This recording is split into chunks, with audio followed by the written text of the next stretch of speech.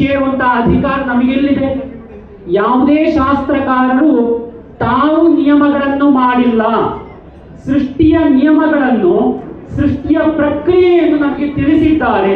ಆದ್ದರಿಂದ ಉಪನಯನ ಸಂಸ್ಕಾರ ಎಂಬಂಥದ್ದು ಅದು ಯಾರಿಗೆ ಅರ್ಹವಾಗಿದೆ, ಯಾರಿಗೆ ವಿಧಿಸಿದೆ ಅಂತ ಕೇಳಿದ್ರೆ, ಬ್ರಾಹ್ಮಣನಾಗಿ ಜನಿಸಿರಬೇಕು, ಬ್ರಾಹ್ಮಣ ಸ್ತ್ರೀಯಲ್ಲಿ ಬ್ರಾಹ್ಮಣನಿಗೆ ಜನಿಸಿರಬೇಕು, ಅಥವಾ ಕ್ಷತ್ರಿಯ ಸ್ತ್ರೀಯಲ್ಲಿ ಕ್ಷತ್ರಿಯನಿಗೆ, ವೈಶ್ಯ ಸ್ತ್ರೀಯಲ್ಲಿ ವೈಶ್ಯನಿಗೆ ಜನಿಸಿದಂತಹ ಮಗುವಿಗೆ ಉಪನಯನವನ್ನು ಮಾಡಬೇಕು. ಕಾಲ ಯಾವುದು ಎಂಬುದಾಗಿ ನಾವು ಪ್ರಶ್ನೆಯನ್ನು ಮಾಡಿದಾಗ, ನಮ್ಮ ಸನಾತನ ಆರ್ಯ ವೈದಿಕ ಪರಂಪರೆಯಲ್ಲಿ ಪ್ರತಿಯೊಂದು ಕರ್ಮಕ್ಕೂ ಕೂಡ ನಿಶ್ಚಿತವಾದಂತಹ ಕಾಲವಿದೆ. ಕಾಲಕ್ಕೆ ಅತ್ಯಂತ ಮುಖ್ಯ ಪ್ರಾಮುಖ್ಯತೆಯನ್ನು ನಾವು ಕೊಡ್ತೀವಿ. ಗರ್ಭಾಷ್ಟಮೇ ಬ್ರಾಹ್ಮಣ ಉಪನಯೀತ ಎಂಬುದು ಪ್ರಸಿದ್ಧವಾದಂತಹ ಮಾತು. ಹುಟ್ಟಿ ಗರ್ಭವನ್ನು ಸೇರಿಸಿ 7ನೇ ವರ್ಷ ಅಂದ್ರೆ ಗರ್ಭಾಷ್ಟಮ ಎಂಬುದಾಗಿ ಹೇಳ್ತೇವೆ. ಗರ್ಭದಲ್ಲಿರುವಂತದ್ದು 1 ವರ್ಷವನ್ನು ಸೇರಿಸಿ ಮುಂದೆ 7 ವರ್ಷಗಳಾದಾಗ ಅವನಿಗೆ ಉಪನಯನವನ್ನು ಮಾಡಬೇಕು ಎಂಬುದು ಶಾಸ್ತ್ರವಾಕ್ಯ. ಎಲ್ಲಿಯ ತನಕ ಮಾಡಬಹುದು ಅಂತ ಕೇಳಿದ್ರೆ 16ನೇ ವರ್ಷದ ತನಕ ಉಪನಯನ ಮಾಡುವುದಕ್ಕೆ ಅವಕಾಶವಿದೆ. ಒಂದು ವೇಳೆ ಹುಟ್ಟಿದ ಮಗು ತನ್ನ 4ನೇ ವಯಸ್ಸಿನಲ್ಲಿ ಅಂದ್ರೆ ಪಂಚಮದಲ್ಲಿ 5ನೇ ವಯಸ್ಸಿನಲ್ಲಿ ಅತ್ಯಂತ ದೃಢವಾಗಿ ಮಾತನ್ನು ಪಡೆದು ಅತ್ಯಂತ ತೇಜೋಭೂಯಿಷ್ಠನಾಗಿದ್ರೆ, ಬ್ರಹ್ಮವಚ್ಚಸಕಾಮ ಪಂಚಮೇ ವಯಸ್ಸಿ 5ನೇ ವರ್ಷದಲ್ಲಿ ಅವನಿಗೆ ಉಪನಯನವನ್ನು ಮಾಡುವುದಕ್ಕೆ ಅಧಿಕಾರವಿದೆ. ಆ ಉಪನಯನವನ್ನು ಮಾಡುವಂತಹ ಉದ್ದೇಶವೇನು ಅಂತ ಕೇಳಿದ್ರೆ, ಬದುಕಿನ ಸಾರ್ಥಕತೆಗೆ ತಂದೆಯಾದಂಥವನು ಮಗನಿಗೆ ಸಕಾಲದಲ್ಲಿ ಉಪನಯನವನ್ನು ಮಾಡದೇ ಇದ್ದಾಗ ತಾನು ತನ್ನ ಮಗನಿಗೆ ಅತ್ಯಂತ ದೊಡ್ಡದಾದಂತಹ ಮೋಸವನ್ನು ಮಾಡಿದ್ದು ಎಂಬುದಾಗಿ ತಿಳ್ಕೊಳ್ಬೇಕು. ತಂದೆಯಾದವನ ಕರ್ತವ್ಯವೇನು ಅಂತ ಕೇಳಿದ್ರೆ, ಮಗನಿಗೆ ತನ್ನ ಮೊಮ್ಮಕ್ಕಳು ಮರಿಮಕ್ಕಳ ಕಾಲತನಕ್ಕೆ ಆಗುವಂತಹ ಯಾವ ರೀತಿಯಾದಂತಹ ಭೋಗ ವಸ್ತುಗಳನ್ನು ಸಿದ್ಧಪಡಿಸಿಡುವಂತದ್ದಲ್ಲ, ತನ್ನ ಮಗನಿಗೆ ಕಾಲಕಾಲಕ್ಕೆ ನೀಡಬೇಕಾದಂತಹ ಸಂಸ್ಕಾರಗಳನ್ನು ನೀಡಬೇಕಾದುದು ತಂದೆಯ ಕರ್ತವ್ಯವಾಗಿದೆ. ಆದ್ದರಿಂದ ಗರ್ಭಾಷ್ಟಮದಲ್ಲಿ ಉಪನಯನವನ್ನು ಮಾಡಬೇಕು ತಾನೇ ತಂದೆಯಾದವನಿಗೆ ಮತ್ತು ತಾಯಿಯಾದವಳಿಗೆ ಅತ್ಯಂತ ಚೆನ್ನಾಗಿ ಜ್ಞಾನವಿರಬೇಕು. 7ನೇ ವಯಸ್ಸಿಗೆ ಅವನಿಗೆ ಮಾತನಾಡೋದಕ್ಕೆ ಚೆನ್ನಾಗಿ ಬರ್ತಾ ಇಲ್ಲ, ಈಗ ಯಾಕೆ ನಮ್ಮ ಮಾಡಿ ತುಂಬಾ ಸಣ್ಣ, ನಮ್ಮ ಮಾಡಿ ಸಣ್ಣ ಆಗಿದ್ದಾಗಲೇ ಉಪನಯನವನ್ನು ಮಾಡಬೇಕು ಎಂಬಂತಹ ಜ್ಞಾನ ನಮಗಿರಬೇಕು. ಗರ್ಭಾಷ್ಟಮಿ ಶಾಸ್ತ್ರಕಾರರು ಹೇಳಿದ್ದಾರೆ, ನಾನು ಅದನ್ನು ಮಾಡಬೇಕು ಎಂಬುದಾಗಿ ಆ ಕಾಲದಲ್ಲಿ ಉಪನಯನವನ್ನು ಮಾಡಬೇಕು. ಅತ್ಯಂತ ಸುಂದರವಾದಂತಹ ನಾವು ಉಪನಯನ ಕಾರ್ಯಕ್ರಮವನ್ನು ಆಸ್ವಾದಿಸಿ ನೋಡ್ತಾ ಇದ್ರೆ ಅತ್ಯಂತ ಸುಂದರವಾದಂತಹ ಕಾರ್ಯಕ್ರಮ ಉಪನಯನ ಕಾರ್ಯಕ್ರಮವಾಗಿದೆ. ಪೂರ್ವೇದ್ಯು ಹಿಂದಿನ ದಿನದಿಂದ ಉಪನಯನಕ್ಕೆ ಒಂದು ಮುಖ್ಯವಾದಂತಹ ಮುಹೂರ್ತವನ್ನು, ಕಾಲವನ್ನು ನಾವು ನಿರ್ಣಯ ಮಾಡ್ತೇವೆ. ಇದು ಬ್ರಾಹ್ಮಣರಿಗೆ ಮಾತ್ರ ಲಭಿಸಿರುವಂತಹ ಒಂದು ಮಹದವಕಾಶ. ಉಪನಯನ ಯಾಕಾಗಿ ಮಾಡ್ತೀವಿ ಅಂದ್ರೆ, ದ್ವಿಜತ್ವ ಸಿದ್ಧಿದ್ವಾರ, ದ್ವಿಜ ಎಂಬುದಾಗಿ ಅನಿಸಿಕೊಳ್ಳುವುದಕ್ಕೆ, ವೇದಾಧ್ಯಯನದ ಅಧಿಕಾರವನಿಗೆ ಸಿದ್ಧಿಸುವುದಕ್ಕೋಸ್ಕರ ಉಪನಯನವನ್ನು ಮಾಡಬೇಕಾಗಿದೆ. ನಮ್ಮ ಜನ್ಮ ಏನಿದೆ, ಹುಟ್ಟು ಏನಿದೆ, ಆ ಹುಟ್ಟನ್ನು ನಾವು ಬಯಸಿ ನಾವು ಕಾಲ ನಿರ್ಣಯಿಸಿ ಮಾಡಿದ್ದಲ್ಲ. ನಾವು ಪ್ರತಿಯೊಬ್ಬರು ತಿಳ್ಕೊಳ್ಬೇಕಾದ್ದೇನು ಅಂದ್ರೆ, ಇಂತಹ ತಂದೆಯಲ್ಲಿ ಇಂತಹ ತಾಯಿಗೆ ನಾನು ಇಂತಹ ಕಾಲದಲ್ಲಿ ಜನ್ಮವನ್ನು ಪಡಿಬೇಕು ಎಂಬುದಾಗಿ ನಾವು ನಿರ್ಣಯವನ್ನು ಮಾಡಿ ಈ ಭೂಮಿಗೆ ಬಂದಿಲ್ಲ. ಆದರೆ ತನ್ನ ಮಗನಿಗೆ ಇಂತಹ ಕಾಲದಲ್ಲಿ 2ನೇ ಜನ್ಮವನ್ನು ಕೊಡುವುದಕ್ಕೆ ಸಾಧ್ಯವಿದೆ ತಂದೆ ಮತ್ತು ತಾಯಿಗೆ. ಆದ್ದರಿಂದ ಅತ್ಯುತ್ಕೃಷ್ಟವಾದಂತಹ ಕಾಲವನ್ನು ದೈವಜ್ಞರಲ್ಲಿ ಕೇಳಿ ಉತ್ತಮವಾದಂತಹ ಸಂದರ್ಭದಲ್ಲಿ ಉಪನಯನವನ್ನು ಮಾಡುವ ಮೂಲಕ ಮೊದಲನೆಯ ಜನ್ಮದಲ್ಲಿ ಇದ್ದಂತಹ ಎಲ್ಲ ದೋಷಗಳನ್ನು ಪರಿಹಾರ ಮಾಡಿ 2ನೇ ಜನ್ಮದಲ್ಲಿ ಅತ್ಯಂತ ಶೀಘ್ರವಾಗಿ ಇವನು ಬ್ರಹ್ಮಜ್ಞಾನಿಯಾಗುವುದಕ್ಕೆ ಬೇಕಾಗುವಂತಹ ಎಲ್ಲ ಸವಲತ್ತುಗಳನ್ನು ಪಡೆಯುವುದಕ್ಕೆ ಸಾಧ್ಯವಿದೆ. ಆದ್ದರಿಂದ ಉಪನಯನ ಎಂಬಂತಹ ಕರ್ಮ ಏನಿದೆ, ಇದು ನಮ್ಮ ಬದುಕಿನ ಸಾರ್ಥಕತೆಗೆ ಇರುವಂತಹ ಒಂದು ದ್ವಾರವಾಗಿದೆ, ಬಾಗಿಲಾಗಿದೆ. ಯಾವ ತಂದೆ ತಾಯಿಯರು ಆ ಕಾಲದಲ್ಲಿ ಸಕಾಲದಲ್ಲಿ ಒಳ್ಳೆಯ ಮುಹೂರ್ತದಲ್ಲಿ ಉಪನಯನವನ್ನು ಮಾಡುವುದಿಲ್ಲವೋ, ತನ್ನ ಮಗುವಿನ ಸರ್ವ ಶ್ರೇಯಸ್ಸಿಗಳಿಗೂ ಬಾಗಿಲನ್ನು ಮುಚ್ಚಿ ಇರಿಸಿದ್ದಾರೆ ಎಂಬುದಾಗಿ ನಾವು ತಿಳ್ಕೊಳ್ಬೇಕಾಗುತ್ತದೆ.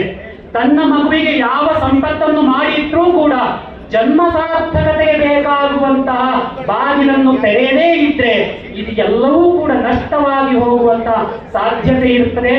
ಆದ್ದರಿಂದ ಉಪನಯನವನ್ನು ಸಕಾಲದಲ್ಲಿ ಅಂದ್ರೆ ವಸಂತ ಕಾಲದಲ್ಲಿ ಬ್ರಾಹ್ಮಣರಿಗೆ ಉಪನಯನವನ್ನು ಮಾಡಬೇಕು ಎಂಬುದಾಗಿ ಶಾಸ್ತ್ರವಚನ. ಅದೆಲ್ಲವನ್ನೂ ದೈವಜ್ಞರ ಮೂಲಕ ನಾವು ತಿಳಿದು ಸಕಾಲದಲ್ಲಿ ಉಪನಯನವನ್ನು ಮಾಡುವಂತಹ ಸಂದರ್ಭದಲ್ಲಿ ಅನೇಕ ಕರ್ಮಗಳ ಉಪಾಂಗಗಳ ಒಂದು ಸಮೂಹ, ಒಂದು ಗುಚ್ಛವೇ ಉಪನಯನವಾಗಿದೆ.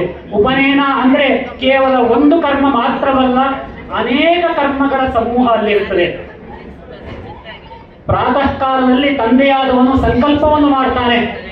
ಹಿಂದಿನ ದಿವಸವೇ ಪೂರ್ವಾಂಗದಲ್ಲಿ ನಾಂದಿ ಇತ್ಯಾದಿಗಳು ಆರಂಭವಾದ್ರೆ ಪ್ರಾತಃ ಕಾಲದಲ್ಲಿ ತಂದೆಯಾದವನು ಸಂಕಲ್ಪವನ್ನು ಮಾಡ್ತಾನೆ. ಮ ಪುತ್ರಸ್ಯ ವೇದಾಧ್ಯಯನ ಅಧಿಕಾರ ಸಿದ್ಧ್ಯರ್ಥಂ,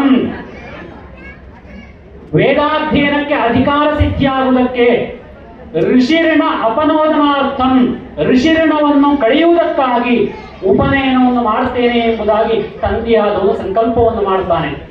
ಸಂಕಲ್ಪವನ್ನು ಮಾಡಿದ ನಂತರ ಅತ್ಯಂತ ಒಂದು ಮನಮುಟ್ಟುವಂತಹ ಒಂದು ಸಂದರ್ಭವಿದೆ. ಪ್ರಾತಃ ಕಾಲದಲ್ಲಿ ಮಗುವಿಗೆ ಸ್ನಾನಾದಿಗಳನ್ನು ಮಾಡಿಸಿ, ಕಲಶ ಸ್ನಾನಾದಿಗಳನ್ನು ಪೂರೈಸಿ, ಮುಂಡನಾದಿಗಳನ್ನು ಮಾಡಿಸಿ, ಅವನಿಗೆ ಶುಭ್ರವಾದಂತಹ ಒಂದು ಕೌಪೀನ ವಸ್ತ್ರವನ್ನು ಕೊಟ್ಟು ಧಾರಣೆಯನ್ನು ಮಾಡಿಸಿ, ಅನಂತರ ಮಾತೃಭೋಜನ ಎಂಬಂತಹ ಒಂದು ಅತ್ಯುತ್ಕೃಷ್ಟವಾದಂತಹ ಅತ್ಯಂತ ಭಾವನಾತ್ಮಕವಾದಂತಹ ಒಂದು ಸಂದರ್ಭವಿದೆ. ಸಮಗ್ರ ಪ್ರಪಂಚದಲ್ಲಿ ಮಾತೃ ಹೃದಯ, ತಾಯಿಯ ಹೃದಯ ಎಲ್ಲಿ ಇರ್ತದೆ ಅಂತ ಕೇಳಿದ್ರೆ ತನ್ನ ಮಗುವಿನ ಹೊಟ್ಟೆ ಯಾವತ್ತೂ ತುಂಬಿರಬೇಕು ಎಂಬುದಾಗಿ ತನ್ನ ತಾಯಿಯ ಭಾವನೆ ಯಾವತ್ತೂ ಆಗಿರ್ತದೆ. ಇದು ಕೇವಲ ಮಾನವ ಜನ್ಮದಲ್ಲಿ ಮಾತ್ರವಲ್ಲ, ಪ್ರಾಣಿ ಜನ್ಮದಲ್ಲಿಯೂ ಹಾಗೆ. ಈ ತಾಯಿಯಾದವಳಿಗೆ 5 ವರ್ಷದ ಮಗು ಅಥವಾ 7 ವರ್ಷದ ಮಗುವಿಗೆ ಊಟ ಕಾಲಕಾಲಕ್ಕೆ ಮಾಡಿಸುವಂತಹ, ಕಾಲಕಾಲಕ್ಕೆ ಊಟ ಮಾಡ್ತಾನೋ ಇಲ್ಲೋ ಎಂಬಂತಹ ಆ ಸಂಶಯ ಇದ್ದೇ ಇರುತ್ತದೆ. ಆದ್ದರಿಂದ ಮಾತೃಭೋಜನ ಎಂಬಂತಹ ಒಂದು ಕಲ್ಪನೆಯನ್ನು ಋಷಿಮುನಿಗಳು ತಂದು ಮಾತೃಭೋಜನವನ್ನು ಮಾಡಿಸ್ತಾರೆ. ಆ ಕಾಲದಲ್ಲಿ ಇಬ್ಬರಿಗೂ ಪಾಠದ ಸಮಯ. ತಾಯಿಯಾದವಳಿಗೆ ಪಾಠವೇನು ಅಂತ ಕೇಳಿದ್ರೆ, ನಿನ್ನ ಮಗುವಿಗೆ ಇಂದಿನ ನಂತರ ಕೈತುತ್ತನ್ನು ನೀನು ನೀಡುವಂತಿಲ್ಲ ಎಂಬುದಾಗಿ ಹೇಳುವಂಥದ್ದು ಯಾರೂ ಹೇಳುವುದಿಲ್ಲ. ಆದರೆ ಮಗು ತಾನಾಗಿಯೇ ತನ್ನ ಎಲೆಯ ಮುಂಭಾಗದಲ್ಲಿ ಕುಳಿತು ತನ್ನ ಜೊತೆಯ ತನ್ನ ಸಹ ವಯಸ್ಸಿನ ಮಕ್ಕಳೊಂದಿಗೆ ಕುಳಿತು ಮಗು ತಾನೇ ಊಟವನ್ನು ಮಾಡ್ತದೆ. ಆ ತಾಯಿ ಹೃದಯ ಹೇಳ್ತಾ ಇರ್ತದೆ, ನಾಳೆಯಿಂದ ತನ್ನ ಮಗು ಗುರುಕುಲಕ್ಕೆ ಹೋಗಬೇಕು, ಆದರೆ ಗುರುಕುಲದಲ್ಲಿ ಈ ಮಗುವಿಗೆ ಅನ್ನಪಾನಾದಿಗಳ ವ್ಯವಸ್ಥೆ ಏನು ಎಂಬುದನ್ನು ತಾಯಿ ಹೃದಯ ಕಣ್ಣೀರಿನಿಂದ ಕಾಣ್ತಾ ಇರ್ತದೆ. ಅದನ್ನು ಶಾಸ್ತ್ರದಲ್ಲಿ ಋಷಿಮುನಿಗಳು ಕಂಡು ಮಾತೃಭೋಜನ ಎಂಬುದಾಗಿ ಕರೆಸಿ ಕೊನೆಯ ತುತ್ತನ್ನು, ನಿನ್ನ ಬದುಕಿನ ಕೊನೆಯ ತುತ್ತು ತಾಯಿಯ ಕೈಯಿಂದ ಈ ಸಂದರ್ಭದಲ್ಲಿ ಬರುವಂಥದ್ದು ಎಂಬುದಾಗಿ ಅತ್ಯಂತ ಮನಮೋಹಕವಾದಂತಹ ಭಾವನಾತ್ಮಕವಾದಂತಹ ಒಂದು ಸಂದರ್ಭವನ್ನು ಉಪನಯನದಲ್ಲಿ ಕಟ್ಟಿಕೊಟ್ಟಿದ್ದಾರೆ. ತಾಯಿಯ ಹೃದಯವನ್ನು ಕಟ್ಟಿಕೊಟ್ಟಂತಹ ಒಂದು ಶಾಸ್ತ್ರವಿದ್ರೆ, ತಾಯಿಯ ಹೃದಯವನ್ನು ಕಟ್ಟಿಕೊಂಡಂತಹ ಒಂದು ಧರ್ಮವಿದ್ರೆ, ತಾಯಿಯ ಹೃದಯವನ್ನು ಸಮಾಜಕ್ಕೆ ಮಗುವಿಗೆ ತೋರಿಸಿಕೊಟ್ಟಂತಹ ಒಂದು ವ್ಯವಸ್ಥೆ ಇದ್ರೆ ಸನಾತನ ಆರ್ಯ ವೈದಿಕ ಪರಂಪರೆ ಮಾತ್ರ ಎಂಬುದನ್ನು ಅತ್ಯಂತ ದೃಢವಾಗಿ ನಾವು ಹೇಳಬಹುದು.